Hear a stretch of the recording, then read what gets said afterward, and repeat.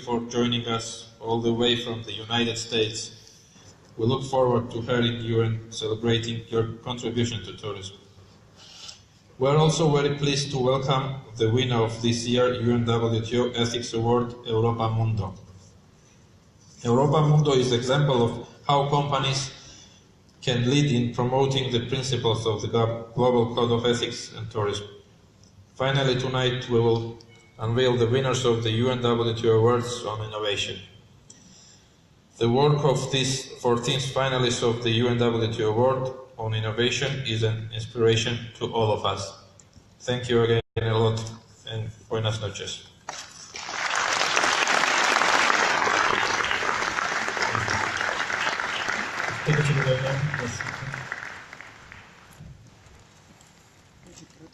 As we said, IFEMA is our home for this week, and this would not be possible without the generous support and partnership year after year with FITUR. I ask now kindly our host, he's the owner of this house, Clemente González Soler, is the president of the IFEMA Executive Committee, to give us his welcome.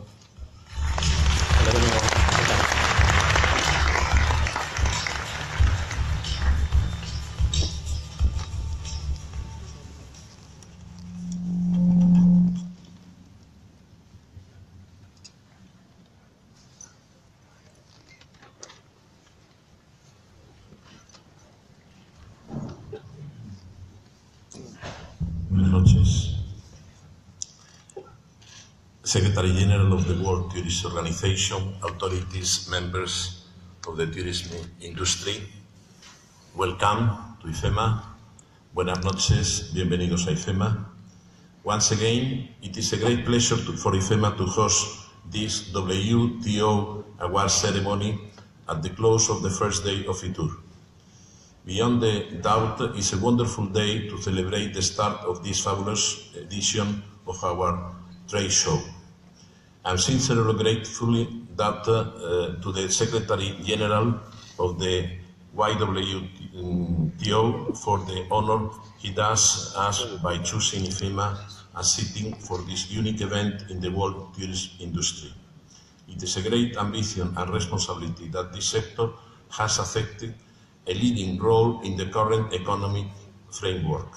The many different players in tourism are well aware about the increasingly competitive environment in which they have to operate. Every year, new destinations are added, new products are defined, new strategies are developed to grab the attention of travelers who are better informed and more demanding. Excellence and innovations have become key factors to taking relevant role. The World Tourism Organization wisely promotes these awareness accordingly, identifying the best practices, highlighting the store of the talent of this industry is very inspiring indeed. We take advantage of this opportunity and collectively celebrate the demonstration of intelligence made by tourism at forums such as this event at FITUR itself.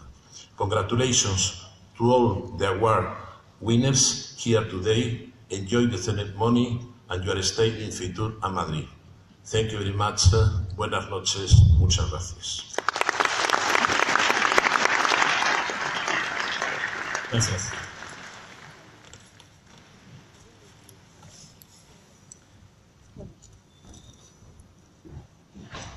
The Unwto Prize for Dissemination of Knowledge.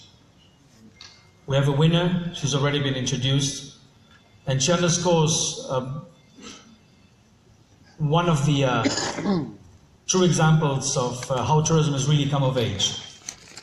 Not only as a leading economic sector worldwide, but only changing itself. Tourism was something you once did. Today, it's present in the teaching grounds of universities all over the world. It's taught tourism, is analyzed tourism, is studied, and it's a special branch within academia.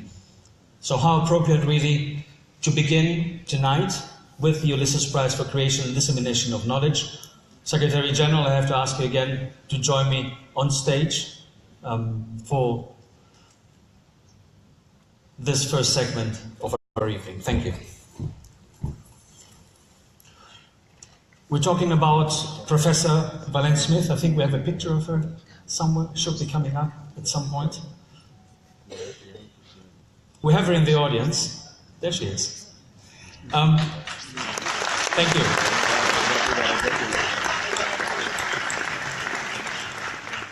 Many of you know her. You've read about her, Professor Emeritus and Research Professor at the California State University, half a century teaching, trajectory, and many refer to her even as the mother of tourism social science studies. An anthropologist, an academic tourism pioneer, life devoted to the sector. I could go on and on, but also a tourism practitioner. I would invite her now to join us as well here on stage, please. And a warm welcome to her.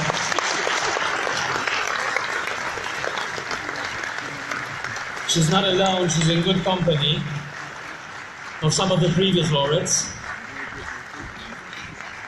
Dr. Jafar Jafari,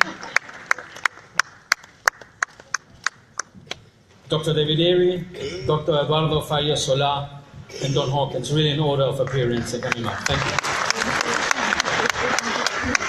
Thank you. Thank you. Thank you so much. I think we have a medal which she should receive at some point.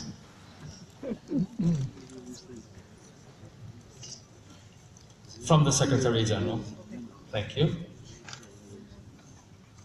Only afterwards are you allowed to say thank you. So first of all, the medal. Secretary General, to your honor.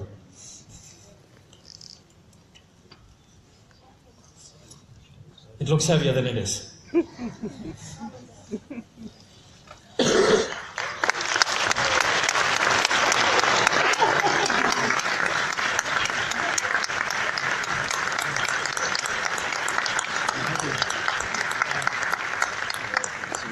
Ms. Smith, the floor is yours. Yes, please.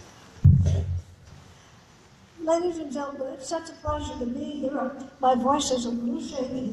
It'll settle down here in about a couple of seconds. First of all, I'd like to say this is an honor that I truly never expected. You have to admit that I'm now 91 years of age.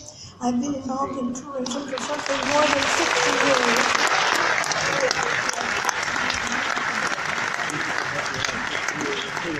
I'm very grateful to my good health. I'm very grateful to my parents. I was an only child, and they said, whatever you want to do, we'll see to it that we may not have much money, but we'll try to see to it that you were able to accomplish it. I think I have been to most of the countries of the world. I know I've walked every continent, including Antarctica several times. What I have to say is, in essence, perhaps represented by some philosophies. In 1946, the American troops left the mainland of the United States and came to Europe and went to Asia to fight a war that wasn't of our making, and many of them never came home. The parents of the bereaved wanted to go and see where they were buried. So what I'm saying is that tourism has roots back to as early as 1945. At that point, 1946, I was at UCLA, had been at UCLA 4 years, graduated, and UCLA was a good institution for geographic training. The smaller Los Angeles City College said, we need your services because the GIs are coming home from Europe and coming home from Asia, and they haven't any idea where they were. And their families at home were saying, where were you anyway? Tell us about it. So they were faced a lack of knowledge. So they asked, could you teach some courses on some of those areas? And I said, well, I can try. So we put together some courses for the GIs. And from 42 to 46, I was busy trying to put together the courses. 46, they came home. They sat in my class and they said, gee, we're glad you know what you're talking about. And I do. And with that, we proceeded onward. It wasn't long then until we got calls from the Los Angeles City school system, then the largest school system in the United States. And they said, we understand you're teaching some courses to the GIs about where they've been. What can you do for their parents who still don't know where they were? So I said, well, why don't we teach some summer session classes? So the next thing I knew we had after-school classes for parents and for, in the summertime for some of the parents also. They came and they were told that if you would take a 3-unit course in geography and whatever that area might be, will increase your monthly salary by $10 per unit per month. That's $30 a month.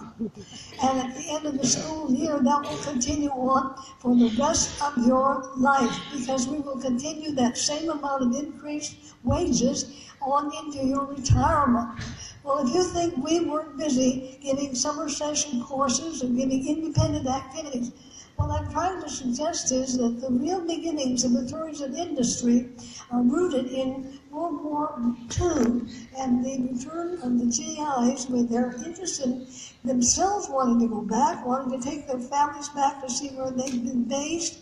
And it was the beginning of a change that was widespread across the United States, and I think was probably implemented from Canada and some of the other countries around us.